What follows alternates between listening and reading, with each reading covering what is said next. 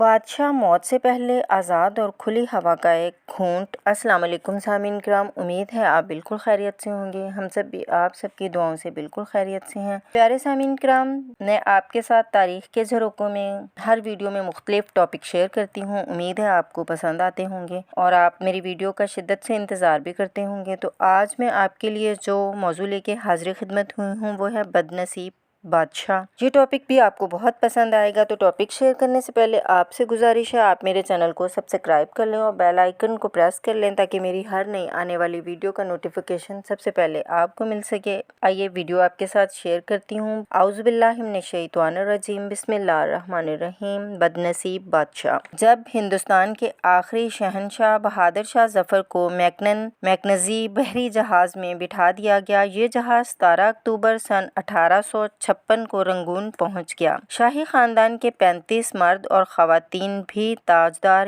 ہند کے ساتھ تھیں۔ کیپٹن نیلسن ڈیوس رنگون کا انچارج تھا۔ وہ بندرگاہ پہنچا، اس نے بادشاہ اور اس کے حواریوں کو وصول کیا، رسید لکھ کر دی اور دنیا کی تیسری بڑی سلطنت کے آخری فرمانروا کو ساتھ لے کر اپنی رہائش گاہ پر آ گیا۔ نیلسن پریشان تھا۔ بہادر شاہ ظفر قیدی ہونے کے باوجود بادشاہ تھا اور نیلسن کا ضمیر گوارا نہیں کر رہا تھا۔ وہ بیمار اور بوڑھے بادشاہ کو جیل میں پھینک دے، مگر رنگون میں کوئی ایسا مقام نہیں تھا جہاں بہادر شاہ ظفر کو رکھا جا سکتا۔ وہ رنگون میں پہلا جلاوطن بادشاہ تھا۔ نیلسن ڈیوس نے چند لمحے سوچا اور مسئلے کا دلچسپ حل نکال لیا۔ نیلسن نے اپنے گھر کا گیراج خالی کرایا اور تاجدار ہند ضلع سبحانی اور تیموری لہو کے آخری چشم و چراغ کو اپنے گیراج میں قید کر دیا۔ بہادر شاہ ظفر 17 اکتوبر سن 1858 کو اس گیراج میں پہنچا اور 7 نومبر سن 1862 تک 4 سال وہاں رہا۔ بہادر شاہ ظفر نے اپنی مشہور زمانہ غزل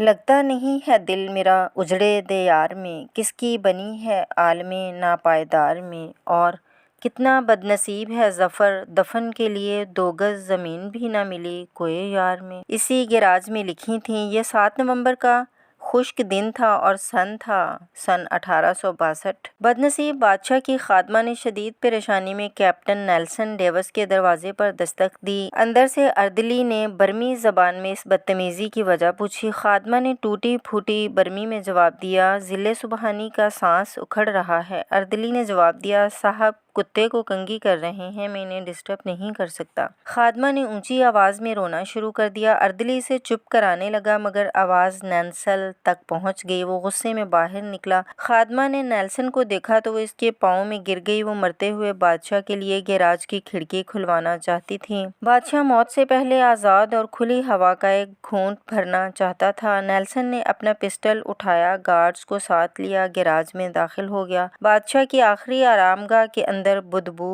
موت کا سکوت اور اندھیرا تھا۔ اردلی لیمپ لے کر بادشاہ کے سرہانے کھڑا ہو گیا۔ نیلسن آگے بڑھا۔ بادشاہ کا کمبل آدھا بستر پر تھا اور آدھا فرش پر۔ اس کا ننگا سر تکیے پر تھا لیکن گردن ڈھکی ہوئی تھی۔ آنکھوں کے ڈیلے پپوٹوں کی حدوں سے باہر ابل رہے تھے۔ گردن کی رگیں پھولی ہوئی تھیں اور خشک زدہ اور خشک زرد ہونٹوں پر مکھیاں بھن بھن آ رہی تھیں۔ نیلسن نے زندگی میں ہزاروں چہرے دیکھے تھے لیکن اس نے کسی چہرے پر اتنی بیچارگی، اتنی غریب الوطنی نہیں دیکھی تھی۔ وہ کسی بادشاہ کا چہرہ نہیں تھا، وہ دنیا کے سب سے بڑے بھکاری کا چہرہ تھا اور اس چہرے پر ایک آزاد سانس، جی ہاں صرف ایک آزاد سانس کی اپیل تحریر تھی، اور یہ اپیل پرانے کنبے کی دیوار سے لپٹی کائی کی طرح ہر دیکھنے والی آنکھ کو اپنی گرفت میں لے لیتی تھی۔ کیپٹن نیلسن نے بادشاہ کی گردن پر ہاتھ رکھا۔ زندگی کے قافلے کو رگوں کے جنگل سے گزرے مدت ہو چکی تھی۔ ہندوستان کا آخری بادشاہ زندگی کی حد عبور کر چکا تھا۔ نیلسن نے لواحقین کو بلانے کا حکم دیا۔ لواحقین تھے ہی کتنے، ایک شہزادہ جوان بخت اور دوسرا اس کا استاد حافظ محمد ابراہیم دہلوی، وہ دونوں آئے۔ انہوں نے بادشاہ کو غسل دیا، کفن پہنایا اور جیسے تیسے بادشاہ کی نماز جنازہ پڑھی۔ قبر کا مرحلہ آیا تو پورے رنگون شہر میں آخری تاجدار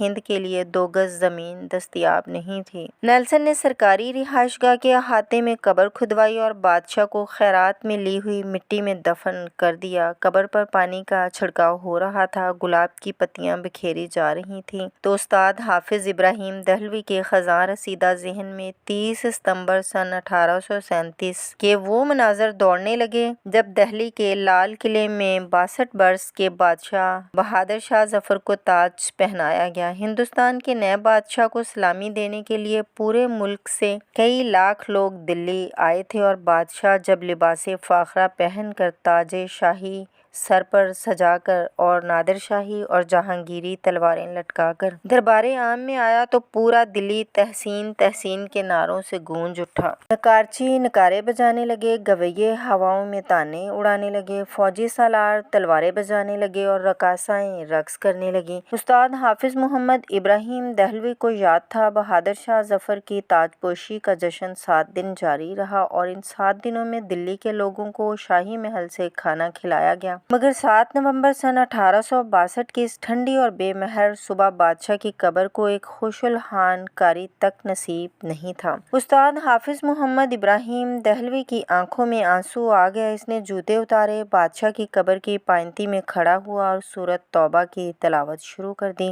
حافظ ابراہیم دہلوی کے گلے سے سوز کے دریا بہنے لگے۔ یہ قرآن مجید کی تلاوت کا اعجاز تھا یا پھر استاد ابراہیم دہلوی کے گلے کا سوز؟ کیپٹن نیلسن ڈیوس کی آنکھوں میں آنسو آ گئے۔ اس نے ہاتھ اٹھایا اور اس غریب الوطن قبر کو سلیوٹ پیش کر دیا اور اس آخری سلیوٹ کے ساتھ ہی مغل سلطنت کا سورج ہمیشہ کے لیے غروب ہو گیا۔ آپ اگر کبھی رنگون جائیں تو آپ کو ڈیگن ٹاؤن شپ کی کچی گلیوں کی بدبودار جھگیوں میں آج بھی بہادر شاہ ظفر کی نسل کے خاندان مل جائیں گے۔ یہ آخری مغل شاہ کی اصل اولاد ہے، مگر یہ اولاد آج سرکار کے وظیفے پر چل رہی ہے۔ یہ کچی زمین پر سوتی ہے، ننگے پاؤں پھرتی ہے، مانگ کر کھاتی ہے اور ٹین کے کنستروں میں سرکاری نل سے پانی بھرتی ہے، مگر یہ لوگ اس غریبی کے باوجود خود کو شہزادے اور شہزادیاں کہتے ہیں۔ یہ لوگوں کو عہد رفتہ کی داستانیں سناتے ہیں اور لوگ کہے لگا کر رنگون کی گلیوں میں گم ہو جاتے ہیں۔ یہ لوگ، یہ شہزادے اور شہزادیاں کون ہیں؟ یہ ہندوستان کے آخری بادشاہ کی سیاسی غلطیاں ہیں۔ بادشاہ نے اپنے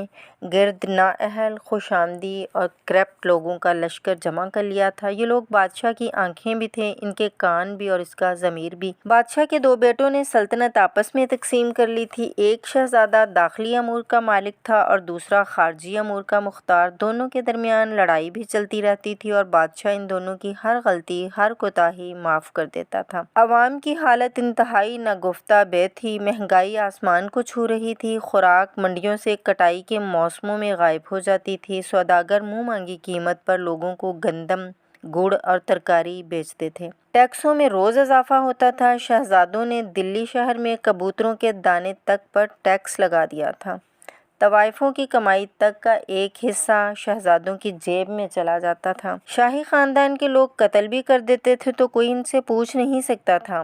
ریاست شاہی دربار کے ہاتھ سے نکل چکی تھی۔ نواب، صوبیدار، امیر اور سلطان آزاد ہو چکے تھے اور یہ مغل سلطنت کو ماننے تک سے انکاری تھے۔ فوج تلوار کی نوک پر بادشاہ سے جو چاہتی منوا لیتی تھی۔ عوام بادشاہ اور اس کے خاندان سے بیزار ہو چکے تھے۔ یہ گلیوں اور بازاروں میں بادشاہ کو ننگی گالیاں دیتے تھے اور کوتوال چپ چاپ ان کے قریب سے گزر جاتے تھے، جبکہ انگریز مضبوط ہوتے جا رہے تھے۔ یہ روز معاہدہ توڑتے تھے اور شاہی خاندان وسیع تر قومی مفاد میں انگریزوں کے ساتھ نیا معاہدہ کر لیتا تھا۔ انگریز بادشاہ کے وفاداروں کو قتل کر دیتے تھے اور شاہی خاندان جب احتجاج کرتا تھا تو انگریز بادشاہ کو یہ بتا کر حیران کر دیتا تھا، ذل الہی، وہ شخص آپ کا وفادار نہیں تھا، وہ ننگے انسانیت آپ کے خلاف سازش کر رہا تھا اور بادشاہ اس پر یقین کر لیتا تھا۔ بادشاہ نے طویل عرصے تک اپنی فوج بھی ٹیسٹ نہیں کی تھی، چنانچہ جب لڑنے کا وقت آیا تو فوجیوں سے تلواریں تک نہ اٹھائی گئیں۔ ان حالات میں جب آزادی کی جنگ شروع ہوئی اور بادشاہ گرتا پڑتا شاہی ہاتھی پر چڑھا تو عوام نے لا تعلق رہنے کا اعلان کر دیا۔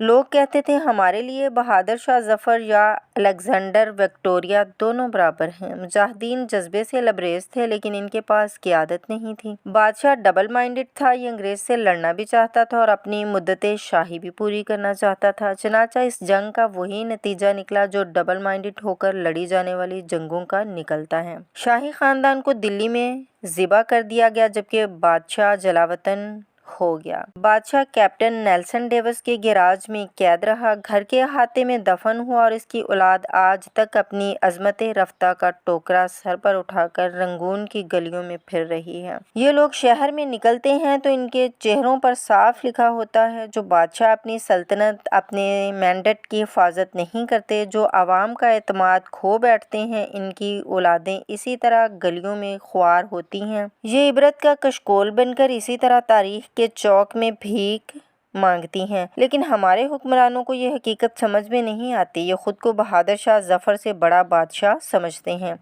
تجھ کو بتاتا ہوں تقدیر امم کیا ہے، شمشیر و سنا اول و طاؤس و رباب آخر۔ سامعین کرام، یقیناً آپ کو آج کا موضوع پسند آیا ہوگا۔ کمنٹس میں لازمی اپنی رائے کا اظہار کیجیے گا اور دوستوں کے ساتھ بھی شیئر کیجیے گا۔ ملتے ہیں کسی اور ویڈیو میں کسی اور ٹاپک کے ساتھ۔ اپنا خیال رکھیے گا، دعاؤں میں یاد رکھیے گا۔ اللہ نگہبان آپ سب کا۔ اللہ حافظ۔